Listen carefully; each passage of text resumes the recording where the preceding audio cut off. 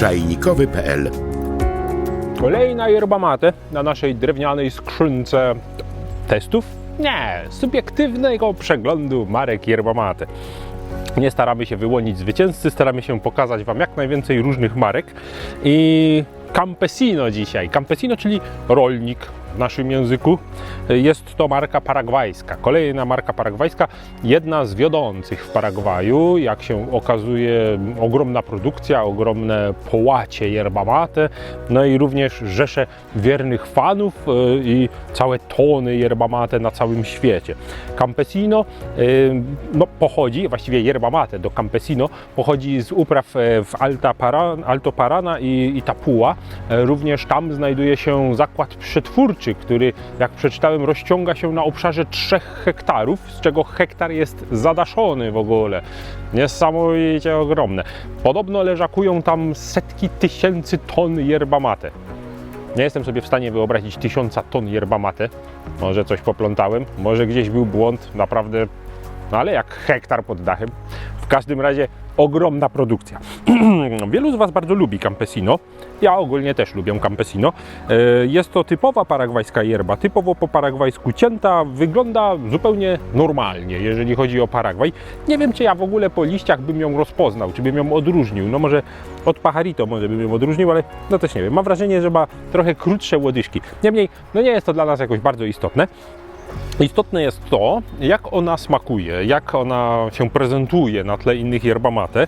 I nie jest to moja ulubiona yerba mate, ale też nie jest to coś, czego unikam. Zdarza mi się jej napić i troszkę mnie drażni szerokie portfolio. Na pewno zauważyliście, ile jest różnych Campesino, z jakimi dziwnymi dodatkami. Właściwie, jeżeli znajdujecie jakąś yerbę z jakimś dziwnym dodatkiem, to na pewno jest Campesino. Okazuje się, my tutaj dla przykładu tylko trzymamy, ale okazuje się, że nawet katłaba z żeńszeniem, no, to nie jest coś najdziwniejszego w ich zestawie. Możecie znaleźć różne wersje ziołowe z różnymi dodatkami. Możecie znaleźć miętę łagodną, miętę mocną. Dla każdego coś się znajdzie. Ja uważam, że troszeczkę przesada, no ale może, no to jest takie subiektywne. No, ja się czuję trochę przytłoczony ogromem tych wszystkich składników, no i mam takie wrażenie, że niektóre są trochę już na siłę, trochę takie ponaciągane, żeby jak tego najwięcej było. Niemniej wiem, że lubicie, także nie krytykuję. Jeśli chodzi o sam smak tej yerba mate, ja ją bardziej polecam tak na popołudnie. Ona jest dla mnie dość łagodna.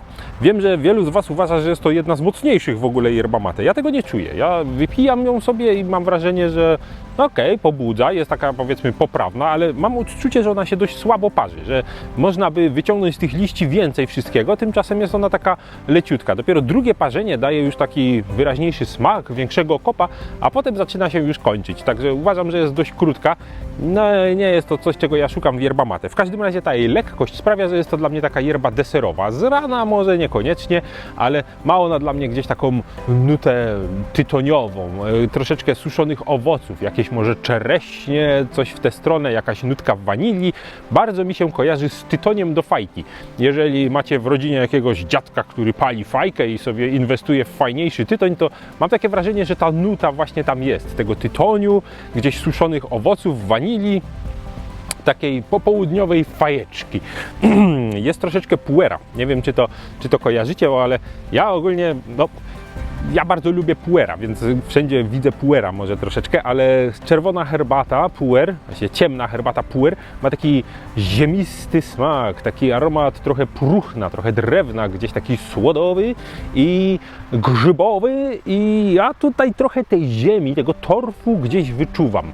I to daje taką fajną nutkę gdzieś w tle, zwłaszcza przy tym drugim parzeniu. Krótko mówiąc, chcę ją pochwalić za to, że jest ciekawa. Nie piłbym jej z rana, bo pobudza, nie piłbym jej z rana, bo jest mocna, wyraźna.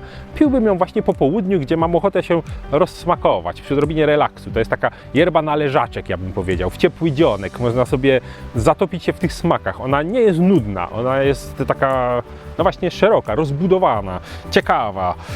No nie wiem, co jeszcze dodać. Dlaczego wy sami pijecie Campesino? Dlaczego ją lubicie? Piszcie do nas, ja jestem ciekaw, co cenicie w Campesino, bo wiem, że jest to jedna z popularniejszych marek.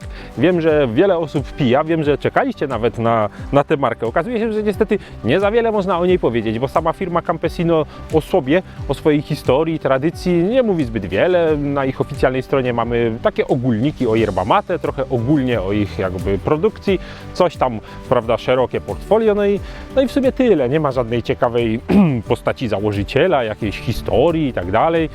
Może znacie, dzielcie się. W każdym razie, jeśli chodzi o smak, ja polecam i ciekawe, czy wy też polecacie. Piszcie. Do zobaczenia na czajnikowy.pl.